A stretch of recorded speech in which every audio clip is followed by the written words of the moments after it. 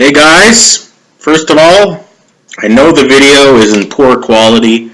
I'm still using the very subpar internal camera on my laptop. I've saved up more money now, but it's still not quite enough to buy that very waterproof, sweatproof, expensive camera that I would want to use for filming heavy odd lifting sets or just filming outside of my apartment. But I'm working by the end of 2018 I should have enough money saved up to get a camera like that. So I should have that money saved up by 2018, by December, to purchase a more expensive camera that's portable, that I can film heavy odd lifting sets and things like that, and also do other videos outside, for example, because where I live there's cold winters, very cold winters, so something that's durable for the climate and something that is cold resistant. I've looked up several cameras and I think I know which one I'm going to get, but the subject of my video today is about comedian and actor Erik Griffin. His name is Erik Griffin. I've never seen the TV series. There was a TV series, an American TV series called Workaholics, and Erik Griffin had a supporting role on that TV series. Once again, I put this video in lower resolution so it records, I put the video, just to interrupt, I put the video in to interrupt my other discussion about Erik Griffin. I put the video in very low resolution, low quality, because I'm wanting to upload it quickly, like in 5 minutes instead of 5 hours, so that's the reason why. But back to Erik Griffin. Erik Griffin is a 46-year-old comedian and actor. Born in 1972, he turned 46 recently. He's a tall guy, about 6'4", about my weight, 310 pounds. He looks thinner because he's taller than me I'm 5'8", he's 6'4". He's of white descent or Caucasian descent, and also of Afro-Caribbean descent. Possibly, I read somewhere that his mother was originally from Belize. I don't know if that counts as Afro-Caribbean, but he's half African-American and half Caucasian. My problem with Erik Griffin, he's best known from a supporting role from the TV series Workaholics.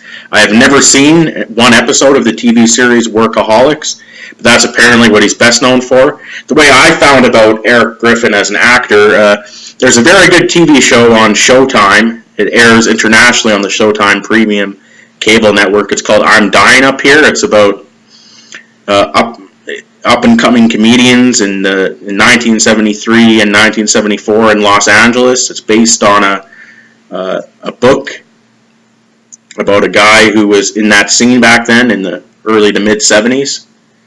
This is right around the time where Saturday Night Live first started. And in that show, which is executive produced by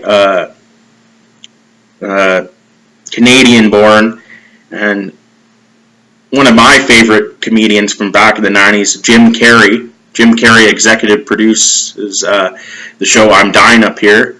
Erik Griffin plays a character in that, a series regular on that, one of the main maybe 8 characters on that TV show. And that's how I found out about him. I'd never seen him in any movies or television series before, or any YouTube stand-up comedy clips. But I was introduced to his acting anyway from the television series I'm Dying Up Here that airs on Showtime internationally on the premium cable network. He plays a Vietnam veteran, biracial, so I guess similar a biracial Vietnam veteran who served his country in Vietnam, and now in the TV series in 1974, he's working as a television writer for the Sonny and Cher show, and he faces regular bigotry because of his ethnicity or because of his mixed race. From watching the TV show, he's a very skilled actor, Erik Griffin. But I thought he would seem like a nice, compassionate man, like a good-hearted guy. But then I believe it was on Showtime. I don't think it was HBO. I watched, because I'm a fan of his acting, I watched his comedy special. It came out maybe a couple months ago, maybe even a month ago. I can't remember the name of the comedy special, but came out about a month ago. Erik Griffin's latest comedy special. I think it's on Showtime. And watching it, I started to hate the guy. And this is a guy I liked his acting. He seems like I thought he would seem like a good guy. In his stand-up routine, it's nothing different than such tossers and minges as Sarah Silverman or Bill Maher or Tim Minchin have done before. Bashing Christianity. It's nothing new. George Carlin did it. Sam Kinison. Possibly Bill Hicks a little bit. Not as mean-spirited as this, the late great Bill Hicks. Penn Jillette has done it on his TV series that was on Showtime. Not anymore, but it was. Penn and Teller's Bullshit. And what really bugs me about Erik Griffin is that he's not funny when he does it, and he's kind of unoriginal. There's other segments of his stand-up comedy where he doesn't talk about Christianity or religion that are funny, but when he starts bashing religion, it's just plain unfunny. I've heard all the jokes that he says from all those other comedians I've named. He's just unoriginal on that subject, and it doesn't suit him well. It doesn't suit him well. He has like a better bit in his stand-up comedy special about how he's not a handsome guy and the Me Too movement that's happening in Hollywood. Or he has a bit about where he was, I guess, drafted, if you will, for jury duty. That's funny. He talks about Donald Trump. There's some funny stuff. But when he talks about Christianity, which is only religion, he talks about. He doesn't mention, notice he doesn't mention Islam, he doesn't mention Hinduism, he doesn't mention Jainism, he doesn't mention Sikhism or Sikhism, doesn't mention Shintoism, doesn't mention Buddhism, doesn't mention Judaism, doesn't mention Scientology, doesn't mention any other religion, doesn't mention First Nations or Native American spirituality. He doesn't mention anything else. He just mentions Christianity and singles out Christianity in this comedy special, his latest comedy special on Showtime. And the stuff he says, it's just played out, so played out. It's nothing that people like George Carlin or Lenny Bruce decades ago were saying. They were saying the same stuff decades ago, Lenny Bruce and George Carlin. And more recently, Tim Minchin and Sarah Silverman would be examples. But he comes across as a tosser and a minge. A tosser and a minge. He really does, you know. He's cynical and he comes across as cynical and mean-spirited when he does that routine bashing Christianity. He singles out Christianity, doesn't mention any other religion. And me, I would never bash any religion. I think it's totally disrespectful to bash anybody's faith, no matter what faith that is. But Erik Griffin doesn't think so. And I will be emailing him and telling him this, because he regularly says he accepts emails from his fans. You know, he says about the Bible. He says, okay, well, these Bible stories, and then he talks about like Noah's Ark, for example. He's like, well, those are just stories for idiots that don't understand science or something like that. And it's just the way he does it. It's unoriginal. It's annoying. The guy, like the thing is, I've mentioned this before. I'm the guy living on like disability, not making a lot of money. I live in Canada. He lives in Los Angeles area. I'm the guy not living financially well. I'm the guy living in the hood, if you will. He's probably made hundreds of thousands, probably millions. He's been on he's been on 2 big TV shows, right? And been in some Hollywood movies and bit parts. So he's probably just a couple mil in the bank, American. And then he says, "Oh, I'm bougie as hell or bourgeoisie as hell," and he says, you know, like he's not a street kind of tough. I want to say blue collar or rough around the edges, or he's not a street cat. He's not a. You can tell but it's music he mentions. He's not a hip hop head or a hardcore hip hop fan at all. He's not a hard dude, Erik Griffin, and for him to say stuff like this, his audience is all middle class to upper middle class people in the Los Angeles area who think like he does, super politically correct liberals, and and when he comes out with a punchline or whatever, they just clap like trained seals. You know, like it's sad when he does this routine about Christianity. I mean, it's low hanging fruit. He doesn't have to try hard at all. I mean, like, the problem is, like, you see, the problem, he's part of this problem, and this is real racism here. The mainstream media, which is run by white people, some would say American Jews, and there are, right? And I'm nothing against any race, nothing against any religion, but mainstream media, let's just say not even white people, run by rich, super rich people in the top 0.5% of incomes in America. You know, they don't like the thought of a guy who's not white, or a guy even that's white. They don't like the thought of a male actor or comedian that's masculine or hard or virile. So they have to put out these kind of watered down personalities. And I know maybe Erik Griffin isn't like this in real life, but I think that's the tokenism and the racism right there, that they have to say to an African American comedian or a Latino or a Chicano comedian.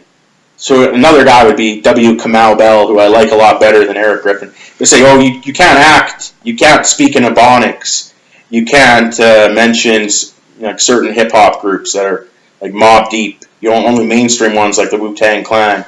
You can't use street slang or Ebonics, things like that are totally racist. They're totally. You can't act aggressive. You can't scream. You can't yell. You can't. You have to use all these politically correct terms, and that's the most racist thing in itself. Is that the mainstream executives in the mainstream media don't want a non-white male, or any male for even now. It doesn't extend even to race, but especially if you're non-white, I guess you're not welcome to act like a manly man. I know it's cliched, and unless you're someone like there's nobody. I can't think of anybody outside like younger actors that kind of are. Even a guy like Ryan Reynolds, or a totally different type of actor, or Ryan Gosling, a guy that's kind of a guy that acts masculine nowadays, like let's say like Clint Eastwood did in the 60s and 70s. Although I disagree with Clint Eastwood's politics greatly, and you could say that Clint Eastwood is somewhat of a racist. But this getting rid of the masculinity of male performers, actors, comedians is a big problem. Because the reality of it is, men, regardless if they're heterosexual, bisexual, or homosexual, men are men. There's trans people out there. There's lesbians. There's gender fluid people.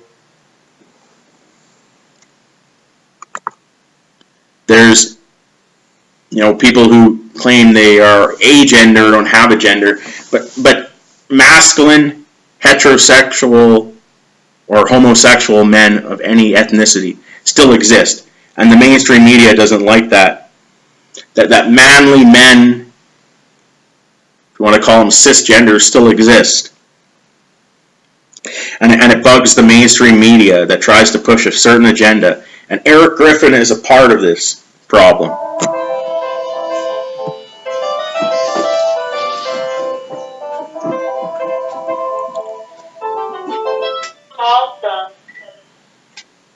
I'm here.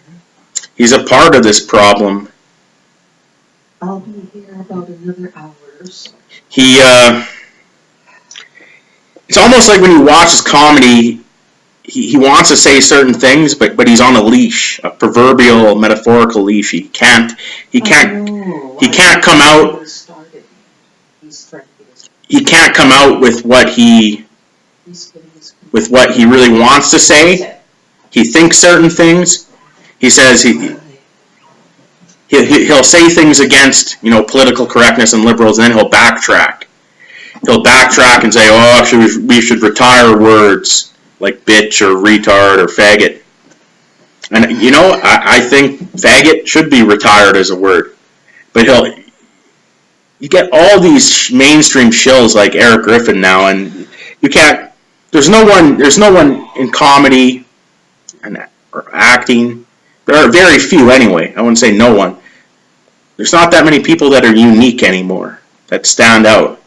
They always have to kowtow to a mainstream agenda of being, super politically correct, have to say yes to what all the entertainment executives want. And that's why a guy like Erik Griffin got where he is. I'm not saying he doesn't have talent. He's more talented as an actor than he is as a comedian. But I just can't. It's racism to say an African American or non-white male can't act masculine. Because what is it really saying? It's saying that middle class and upper middle class white people are scared by the thought of a non-white, masculine, and intelligent man. That's the ultimate racism, or larger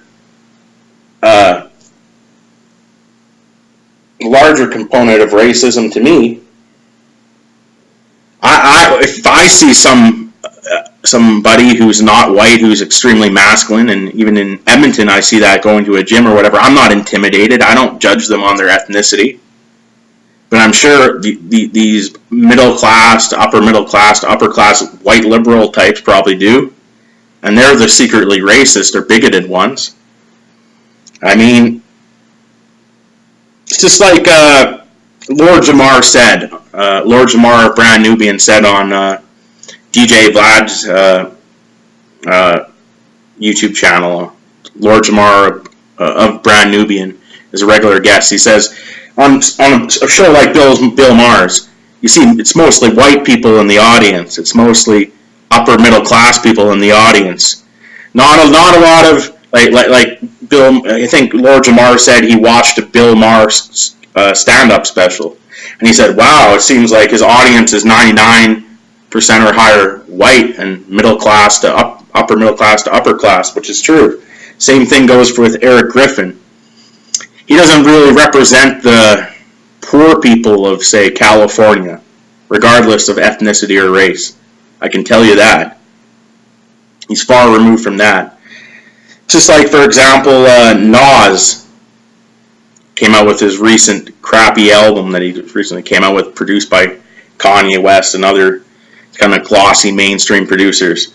Now Nas is no longer, he hasn't lived in Queens, in the kind of the poor, blue-collar, working-class area of New York City and Queens probably for 25 years now.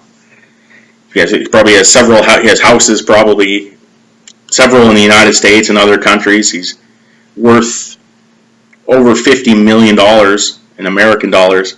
So he's been surrounded by rich people, and it's changed who he is fundamentally, who Nas was. Say Nas back when he was working with the guys in Third Base or Main Source when they were around as a group in the early 90s, late 80s even. He's totally a different person than even when Nas's first album, Illmatic, came out in 1994. Since then, he changed. Once he made money off that album, he changed almost and became a totally different person. Kind of a mainstream shill, just like Erik Griffin. And now people will say, oh, Paul, you don't get to say this because you're white. Well, actually, today, right after I make this video and upload it, I'm going to buy several hip-hop albums on iTunes. Not stream them. I'm going to buy them on iTunes. So the artist makes even more money. The whole album. I'm going to buy the actual M4A files on iTunes. And do you know which artists I'm going to buy? I'll tell you one of them.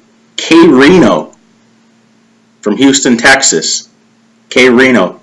Never signed a mainstream record deal. I'm going to buy two of his albums, in fact. An EP and his latest studio album.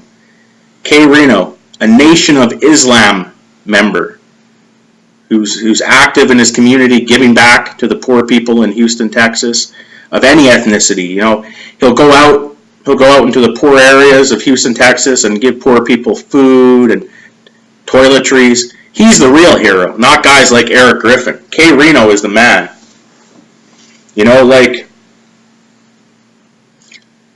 somebody like K. Reno is the people in the African American community.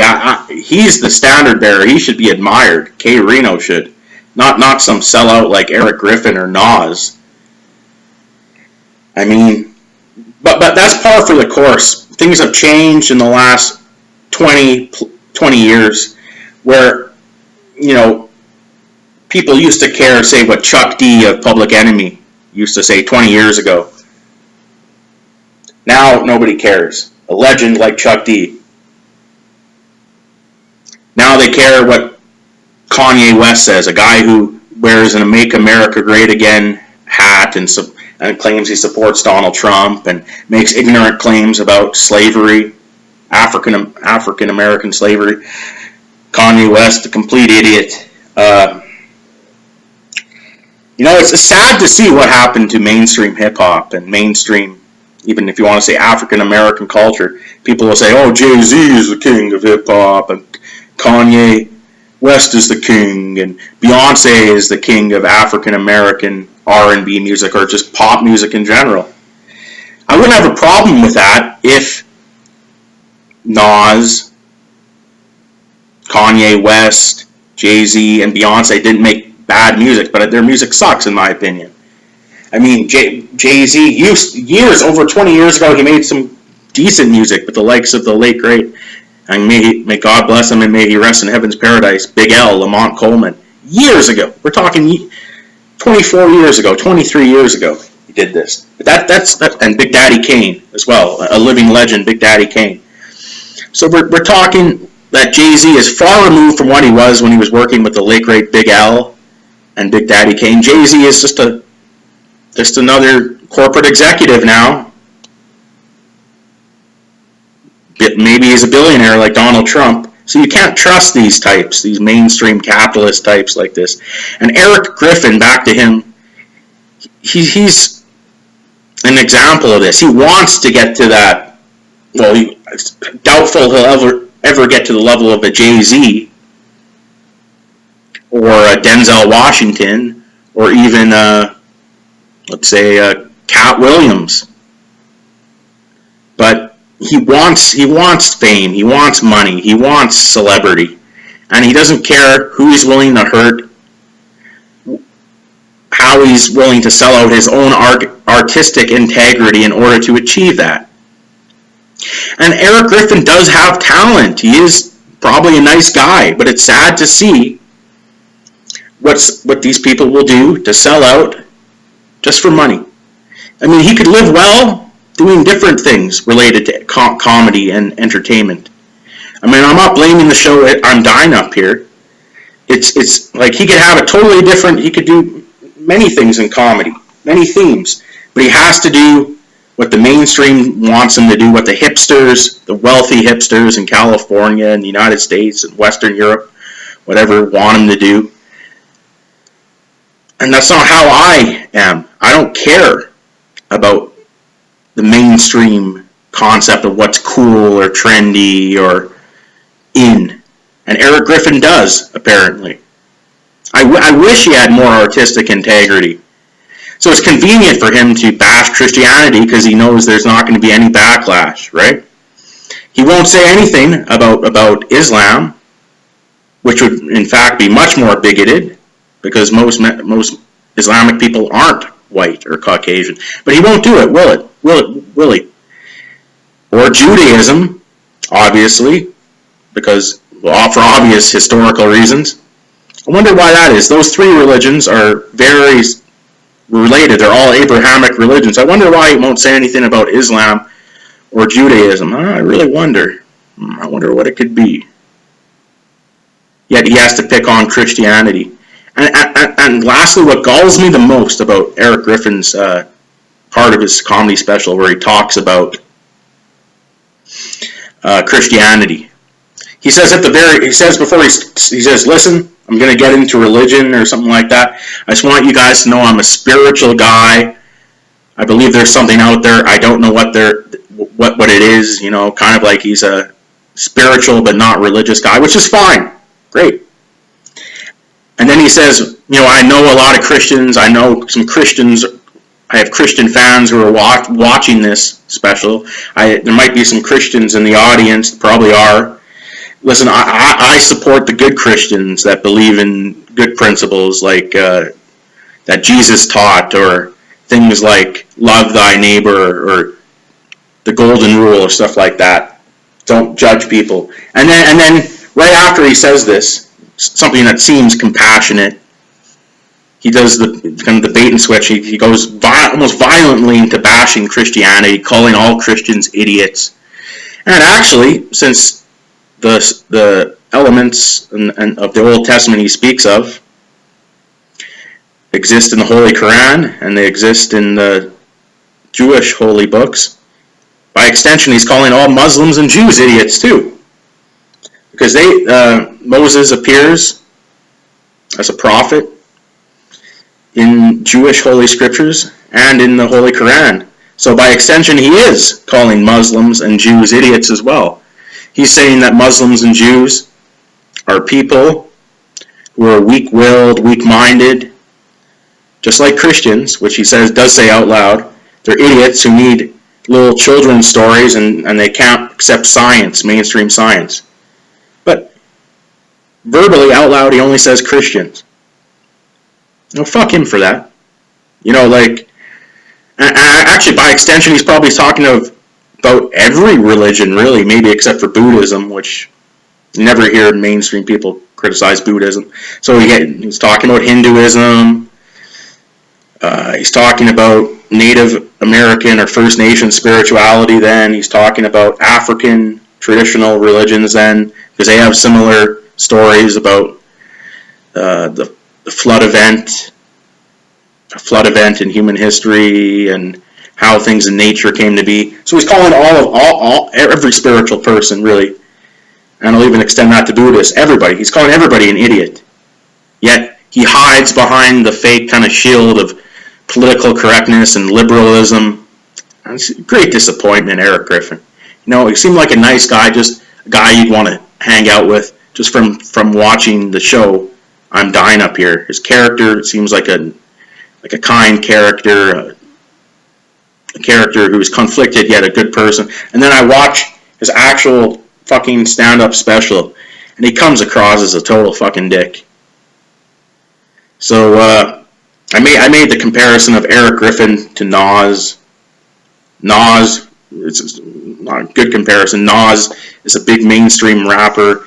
Just came out with a terrible album called Nasir, produced by Kanye West mostly, and some other producers signed to Kanye West's record label. Good music and very good beats, but it seems that maybe if Erik Griffin actually said the things that he really meant in his stand-up comedy special without kowtowing to the executives, the entertainment executives in the mainstream, it seems like if he actually said what he really thinks about different issues, maybe he wouldn't be so big in Hollywood. Maybe he would be blacklisted.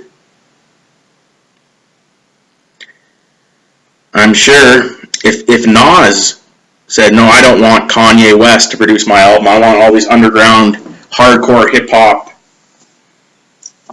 producers to produce my album, or all these legendary producers like Large Professor or DJ Premier, and I want to speak on the prison industrial complex in detail. I want to speak on police violence against unarmed African American males in detail, even if it makes people uncomfortable.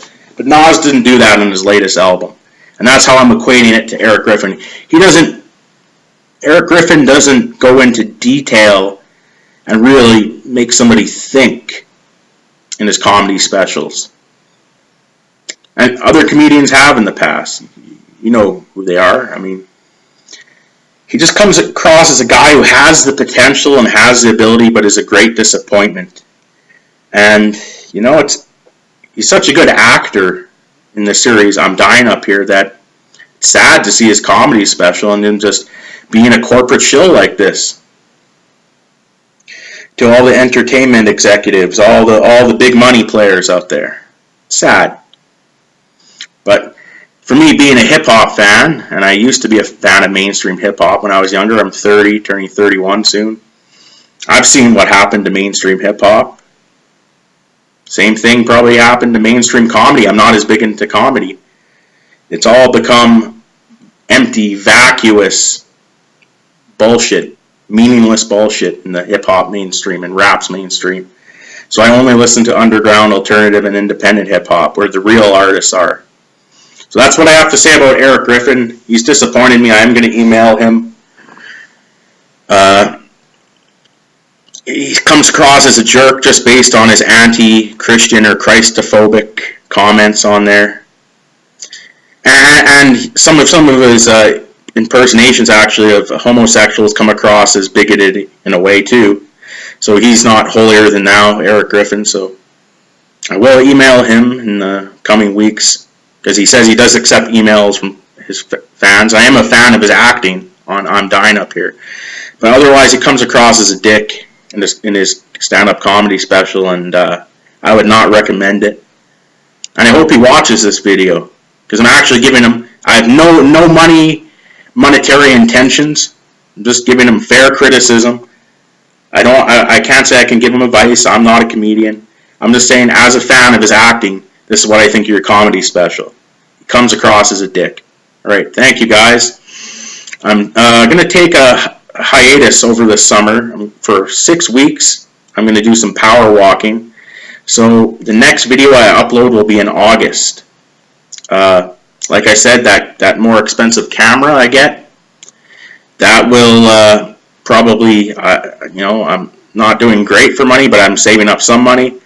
By the end of 2018, I will get that portable, I haven't figured out which brand yet, but I will get that camera so I can film the heavy odd lifting set, so I can film outside my apartment in winter conditions and warm summer conditions. I'm saving up, okay?